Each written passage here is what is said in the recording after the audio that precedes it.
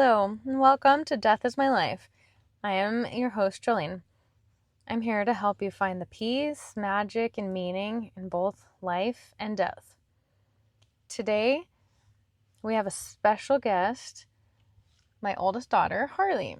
Harley is a CNA and a manager at a jewelry shop, and she's going to nursing school in the future, and she just is multi-talented artist, martial artist. The list goes on and on. She's a cool cat.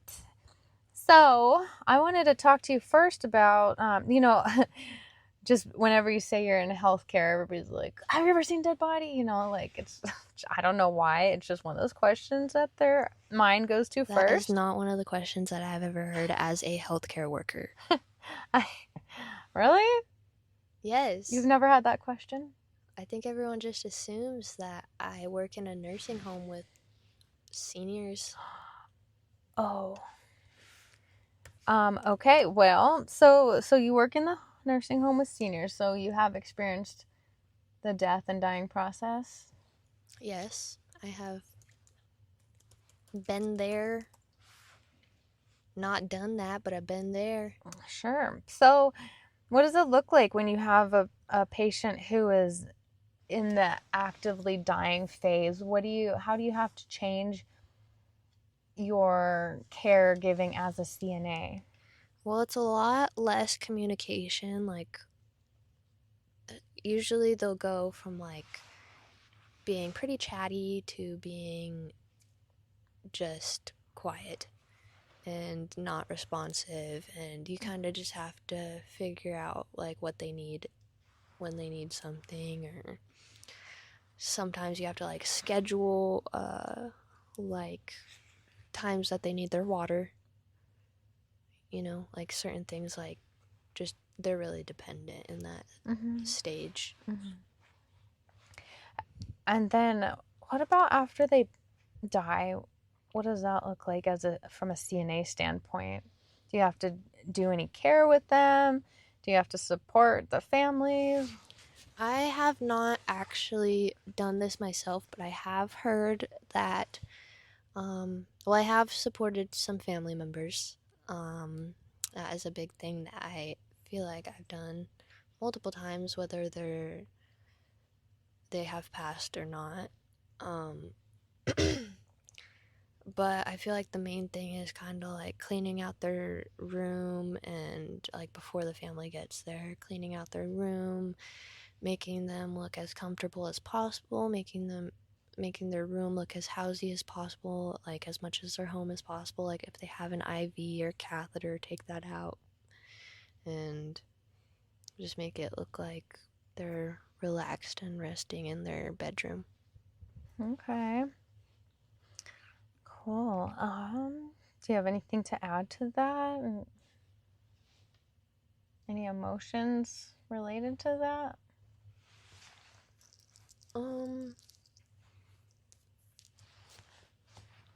I haven't got too emotional about a resident's passing. Obviously I will probably. There has been a few times I actually go in my car and cry, but I don't show it while I'm at work because I just feel like that's not the place to do it. Because you are supposed to be I feel like I'm supposed to be strong in front of the family members, because I'm not their family, so I just feel like I gotta be strong in that moment. Yeah, and I think there's a lot to be said with that, the difference between sympathy and empathy. Sympathy is when, sometimes I've seen people get a little dramatic. I mean, they're sad and they're grieving, so I'm not trying to judge that reaction, but as a healthcare worker, we should be more empathetic, like you're describing, where, you're there for them, you're supporting them, but you're not putting them in a position where they feel like they need to take care of you because you're grieving so hard for their loss, Yeah, I think in my opinion, it probably supports the family better if you can hold it together a little better and then grieve a little bit later on your own time. But everybody grieves differently. Some people have more extreme reactions to it. And it's something that's learned too. You know, maybe that was one of their first experiences ever with death, and hopefully they will I don't know. It was just learn. that situation. It was just really funny because he was just like, it reminds me so much of my grandma. Aww. And I was like, it's so sad, but like, can you not right now? That's so sad. You know what? This is weird, and I'm going to interrupt you just because I just thought of the story, and it's so weird. So my grandparents used to live in a retirement home, and I grieved my grandma so hard when she died. Like, I was so closed off. I mean, she's not sending any messages anyway because she's kind of like cynical about like the afterlife, but I just grieved her. I couldn't go to Costco because that was like our thing that we'd do together. So I couldn't even go there for years. And so one time I was working as a hospice nurse, and I got called to that same facility, to the same room for a death visit. And that was one that like hit me real hard. And I was like, oh, Yeah, okay. I would get like such bad like Yeah. PTSD. It was like, I don't know the word for oh that. my gosh, I'm here. Like, yeah, it almost brings you back, like where you're like, okay, I'm back in that experiencing moment. this. Yeah, totally. And then for the funeral home, when they come and there's a veteran, they usually put like a flag over the gurney and the body bag when they're taking people's bodies out. And that just like, At that specific place they did that, or everywhere? Everywhere. No, they don't. Well, if you tell them that they're a veteran, they do. They might have not known. It's been on the door of every passing, and I've never seen that. Well, I don't know why, but I always ask for it, and they always do it. But it's awesome. I didn't know that. I'm gonna know that now. Yeah. It's good to know, and you should tell them because it's an honor that they, you know, they served. What they did. They served their time and risked their lives. But my grandpa was a veteran, so he had that whole huge, beautiful funeral in Arlington. We went to grandma's. She also got that same treatment because of him. I didn't go to grandpa's, but I went to his like local funeral, and they did the flag over the coffin, and it was like, oh, so now like that. Every time I see that, it kind of brings me back, and yeah, just a little stepping back in time and re-grieving the grief. But I can't let myself break down over it, you know. But yeah, cool stories. Anyway. So, speaking of that facility that you worked at, do you remember all the ghost stories from there? I do. We had, I think, all the residents who have seen them have passed. Maybe one or two haven't that I know of. But there was, and she fell. She broke her hip and part of her back, and so she was already weak. And then she saw a baby, and the baby went away, so she didn't really worry about it, or somebody got the baby or something. And then a few days later, she saw a baby crawl under her bed, so she went to go save the baby, and that's how she passed, because she broke her other hip. That sounds horrible. Yeah, it was really sad. That's sad. But there's a lot of hallucinations and children. That's what's so weird is like people, like residents there, over the years, without even talking to each other, all see the same kids running around the halls. And then like a lot of the times you're like, oh, well, that person's, you know, kind of like in the dying process, so hallucinations are normal. But then there's like sometimes people who aren't in the dying process, or they're not confused, and they're like, they're cognitively intact, and they'll say like, oh, I just saw a child walk through that wall. But it's like always children. And a lot of the time it's Indian children. Yeah. So that's really a strange story. So you never saw those ghosts, right? No, not there. But you have seen other ghosts. Let's talk about those ones. I have. So I have seen when my aunts moved into their house together, I was taking a tour, and in the back, like, barn, like, behind the house, like, way behind the house, there was a barn, and I saw, like, a trophy hunter with, like, a bunch of animals hung up, and, like, I really specifically remember seeing a snake. That one was really weird to me. But, um, yeah, I saw a trophy hunter and all his animals, all his trophies. Um, and then I went into a shed and I saw Patty Cake, my grandma. And it was really weird because she was like really way taller than I remember her. And I don't know if she was in heels or something, but she was like way taller than I remember her being. I don't know if she was like older, so she was like had bad posture, but way taller than I remember her being. And she looked like a 50s, 60s, like stereotypical woman. And she was just like teaching a class, and I found that really weird because I knew that she wasn't a teacher. Like, I knew she was a nurse too. Yeah. So that's interesting. So did those ghosts like react to you when they saw you, or were they just kind of like imprints, energetic imprints that were just there? Sometimes. Patty Cake was doing her own thing, but the trophy hunter, he did see me and then just like looked shocked for a second and went back to whatever he was doing. But no, like, really major interactions. And I have seen them, at school one time. Oh, this was so scary. At when I was in high school, I was just getting done with cheer practice or something, and there was like double doors, but they had like two little windows, like if you imagine like a jail door, that small of windows on the jail door. And I saw like a kid just run by, just bolt by, and so fast, like, I just thought it was like just his blur, like, you know when you see people move so fast, it's just like a blur. I thought he was just blurred, but I was like kind of close to the door, so I opened the door and I looked out like the way he ran, and there was a wall right there.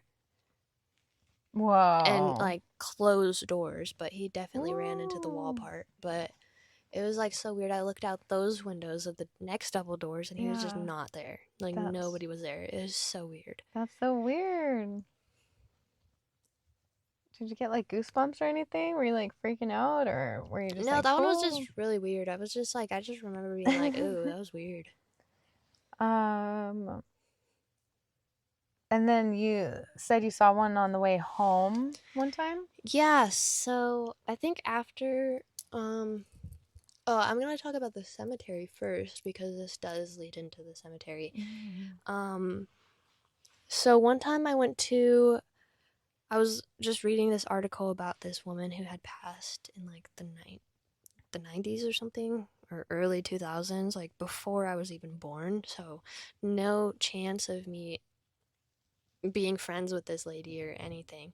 Like, she wasn't related to me, nothing like that. I just saw this article about her, and she had passed in a really sad way. So I went to go visit her gravestone, and as soon as I got there, I just started bawling.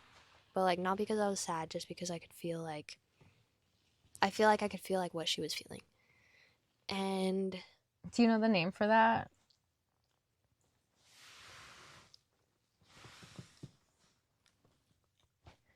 Clairsentient? Like, have you ever heard of clairvoyance? Yeah, I've heard of the words. I just don't know like how to say them. Clairvoyance, like, I think that word is like thrown around a lot, but that is only one of the senses. Clairvoyance, like seeing clearly, kind of. That's kind of like your first experiences where you saw them. And then clairsentient is when you feel, you could, like you're describing, you felt their feelings, or you could just feel somebody there with you, that kind of stuff, like feelings. And then right after I started crying, I like stopped and started laughing. Not because not because anything was funny, but just because I just felt like really happy all of a sudden. And now thinking back at it, I just feel Like, I felt like what they were feeling, and I felt like when they got to kind of communicate through me or to me, then they kind of got what they wanted and they were happy about that. That's really cool. That's crazy that you were But so like drawn to that profoundly, like really needed to it was a go. really weird case, I guess. Her case like hasn't been solved yet, and they only found like part of her. So I was just like kind of sad for her, but I went there and said hi. And yeah, on my way home, I was actually coming home from either work or class or whatever it was. And I was coming home right after reading that article, not after going to the cemetery yet, but after reading the article. And like every day, like that drive passes where she passed. Yeah, and it's like dark, dark, dark, and there's nowhere to pull over, and like kind of creepy. Yeah. So, there's like a semi truck way station right there, and that's pretty much marks the point where she died. And this one was weird because I knew that she wasn't together. They only found her skull. So like I knew that, and that's like really weird to me. But about this story is I was driving home and I just saw this like I look out the window at the way station because at that time I was just always looking at the way station when I read that article. Yeah, I'm just drawn to and I saw this person just running like the same speed as high school, like running really fast, like not running as fast as my car obviously because I was driving. They couldn't keep up. So creepy. That would be so scary if they were like running next to my car or something. But yeah, I just ran and then I passed them and they were just gone. But that one was scary. I don't feel like that was a human at all. Yeah. Ew, that is creepy. Like I like sometimes when it's not like the trophy hunter and patty cake were really obvious that they were fake. I mean, not fake, but like not real people, like like a ghost instead of like a human. And how could you tell? I don't know. Just that they weren't supposed to be there, I guess. But that person at the way station, I can't tell. Like I do to this day, I do not know if it was a human or a ghost. Yeah. But it really seemed like a ghost, just the way that they were moving like that. Yeah. Oh, interesting. Did you so Horizon, like, she doesn't talk about it anymore, but like when she was about 2, she used to see ghosts in our house. Like one time she was like telling me about the ghost that was outside her bedroom window when the blinds were shut, and she described his red boots. Like, how would she see the red boots? Like, ugh. And then and then one time she saw somebody in the living room. So in our front door, we have like one of those really high windows that's like 6 feet up, and it's just like a small window. We do? Yeah. Usually we have like jackets covering it. But she saw somebody go from the living room out that window. That's so weird. I know. And so she doesn't, yeah. I think it was so cool when I used to ask her, like, what was it like inside of mommy's tummy? And she was like, dark and cold, and there was music. And I remember I used to sing to her all the time. Yeah. That was so cool when she said there was music. Yeah, kids like are so spiritual when they're really young. So, we're gonna wrap things up, but I do want to know, as a final thought, can you tell me any messages you've received from beyond? Well, I will throw in, since it was her birthday yesterday, I will talk about some Jessica. I love Jessica. I miss Jessica so much. We love you, Jessica. I love you, Jessica. I feel like kind of the only messages that I get from her and from anybody, like she's the only one I get messages from. She's kind of the like closest person to you that ever died. That's how Like I you feel haven't really too. experienced too much death in your life, thankfully. That's how I feel. Yeah. But she does, like, when people say, "You are my sunset," like, I really see that now. Because usually people will, like, be like, "Oh, I miss you so much, you're my sunset." But I just feel like every once in a while I'll see her in the sky. And it's not like I'll see her, like, I won't see her body, I won't see her face, I won't see her. But I will feel her, like, it'll feel like she's, like, you know that feeling when somebody's just, like, watching you from, like, behind you and you could feel it? Like, that's how I feel when I see Jessica. That's so sweet. She's like so warm and bright. She really always, like, gets me at, like, an orange sky. When the sky is, like, orange, that's when I feel her the most or see her the most. Yes, that's so cool. Yesterday for her birthday, well, last week, like just a week ago, I was driving.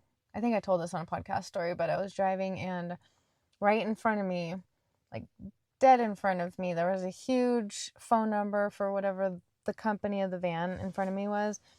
And it was her phone number, but like one digit was reversed or something. And I was like, Jessica, because I haven't, had any messages from her since right after she died. And then yesterday morning on her birthday, when I was leaving, I just turned left out of my driveway to go down the street, and then just nestled between the two sides of the street and all the trees on the side of the streets was just one rainbow just for me that Jessica put right there, not like far off in the horizon. It was just like right in front of my face. First thing I saw when I was leaving to work that morning. You know how on her birthday. You know how I've been really wanting a Jessica tattoo, like a fairy for Jessica? I went thrift shopping because I lost this ring for like a day. And I was just like really, you got from Jessica's stuff. Yeah, I was really stressing out about this ring that I got from her family. And because I just misplaced it and I knew like it was somewhere, but I just couldn't figure out where. And I just really figured like I really wanted something just to symbolize Jessica's with me in case I do lose that ring again. It's so sweet because it's like I mean, no offense, but like a super cheap little like fun costume jewelry. But Harley loves it so much, and she's had it on every single day. But I lost it, and I was going to go. Literally, I was looking for a fairy ring because fairies. Jessica's my fairy. And the first thrift store I go to, I find this ring. And it's a beautiful fairy. It's like the exact tattoo I wanted. Wow, really? And it's Jessica. Okay. Like the first thrift store I went to, after hoping all day that I could find a fairy ring, I was prepared to go to like 5 thrift stores.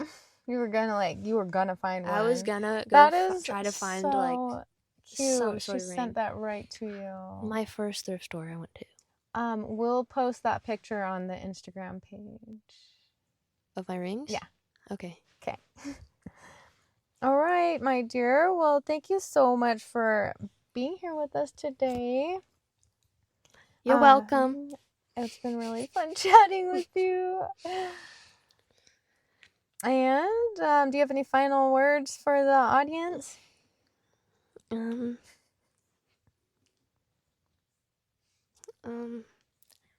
a groovy day. Yeah, totally. Well, everybody, thank you for joining me for this episode of Death is My Life.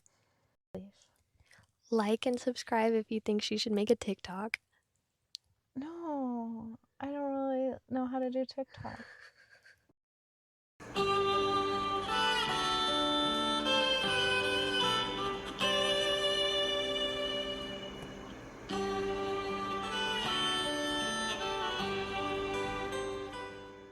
Before we close, I want to take a moment to thank supporters of Death is My Life podcast. Sharing this podcast allows the conversations to reach and help more people. Thank you to our contributors who help keep the lights on. And to everyone, thank you for being part of this journey, and may you find the peace, magic, and meaning in both life and death.